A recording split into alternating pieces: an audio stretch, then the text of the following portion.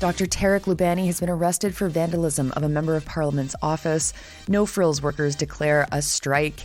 Canada is set to participate in war games in Africa, an event that has trained many people who've recently overthrown their local civilian governments.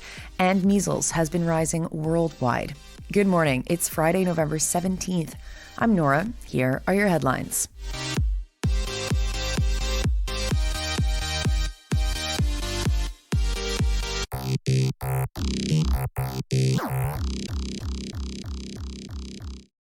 I want to start today off just by mentioning that the man who murdered the Assault family in London, Ontario, was convicted of murder yesterday. He was charged with first-degree murder and terrorism. He will face an automatic 25 years in prison. There's nothing more to say about this guy, not until sentencing. But I wanted to make sure you knew about this news in case you hadn't heard it. And remember, even though he admitted to intentionally seeking out a Muslim family to murder, he still pled not guilty. This forced a trial that could have been avoided if he just pled guilty, saving the family and community a lot of grief. I hope they can move forward now that he's been convicted. Let's stay in London, or near Windsor, I guess. That's where the trial was, but of course that happened in London. Dale Carruthers and Beatrice Bilirio from the London Free Press are reporting that Tarek Loubani has been arrested for vandalising London Member of Parliament Peter Fredzikatsos' office last month. Loubani is a doctor who's done numerous humanitarian trips to Palestine and other parts of the world. He has coordinated medical supplies to get to Palestine and has even been experimenting with 3D printing materials for hospitals to use. On October 22nd, someone sprayed ketchup on the windows and doors of Fredzikatsos' office. Now, the article says that a group of quote-unquote males, it sounds like they used this because they're not sure if the group were men or boys, was not affiliated with the protest. They sprayed ketchup all over his office, which obviously was supposed to look like blood. The Free Press says that all 4 people have been identified by police who they say did this. The article says that 3 were not charged and agreed to participate in a pre-charge diversion program. But the police seem to have danced around that 4th person. The article doesn't make it clear that the police are alleging it's Loubani. But on Wednesday night, Loubani was arrested in connection to the vandalism. And the Free Press quotes this ridiculous quote from the London police, who has just arrested someone because of his free expression. Quote, "The London Police Services recognizes every person's right to freedom of opinion, expression, and peaceful assembly and are committed to protecting these rights.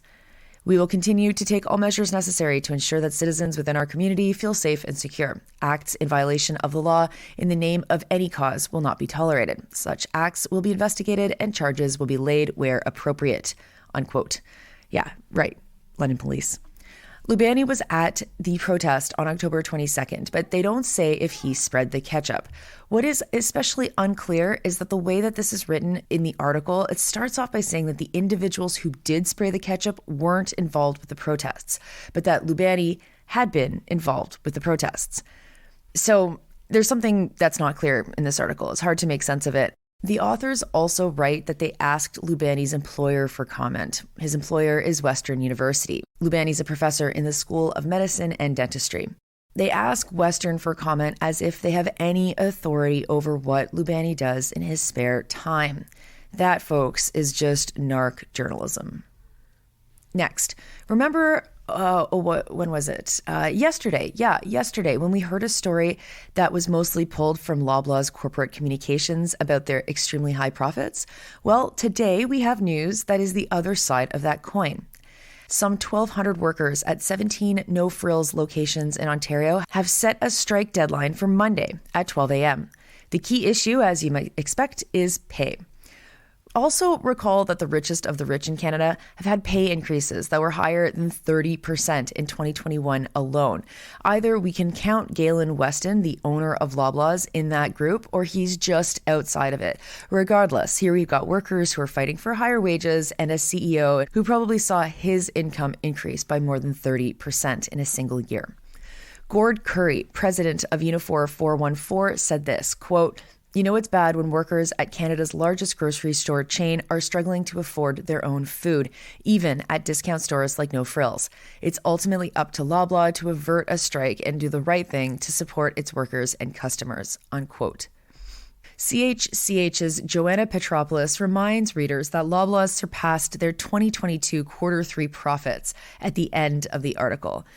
Also recall, which is not in the article, that uniform members who work at Metro went on strike for 5 weeks this past summer. They won salary increases of $4.50 per hour for full-time and senior part-time workers overall, and $3.20 per hour for non-senior part-time workers. They also had improved benefits. Will No Frills workers be able to win similar salary and contract gains? That is obviously what they're fighting for. Next to military news from David Pugliese from the Ottawa Citizen. Canadian Special Forces are preparing to participate in a U.S.-led exercise called the 2024 Flintlock Military Exercise in Ghana and Côte d'Ivoire. Here's Pugliese, quote, Flintlock is U.S. Africa Command's premier and largest annual special operations exercise, quote, focused on enabling our African partners to conduct counterterrorism operations while adhering to the rule of law to enable a safe, secure, and prosperous Africa, unquote, according to the United States military, double unquote. But here's a probably obvious problem for, I'm not sure who this problem belongs to. Several African military officials who have participated in previous flintlocks have been involved in overthrowing civilian governments. Pugliese writes that officers who were involved in the coup in Niger had been at Flintlock before, and so too had officers who were involved in coups in Burkina Faso and Mali. In fact, Pugliese quotes Rolling Stone magazine that says that Flintlock-trained personnel have participated in at least 7 coups. Good work, I guess, United States. This seems like a really weird program for you. Canada has been involved for more than a decade in these war exercises and has directly trained Nigerian troops. 2 units in particular, Canadian Special Forces Operations and the 427 Special Operations Aviation Squadron, have participated in previous flintlocks. Both units are located, try to guess, where? Right, think of yesterday's news show, Petawawa, the same base where that major was just arrested for all the guns he had smuggled from the United States. There will be 1,300 troops from 30 nations at Flintlock this year. And finally, deaths from measles have increased by more than 40% globally in the past year. Cases have increased after what the Associated Press calls a quote-unquote spectacular drop in vaccination rates for measles during the pandemic.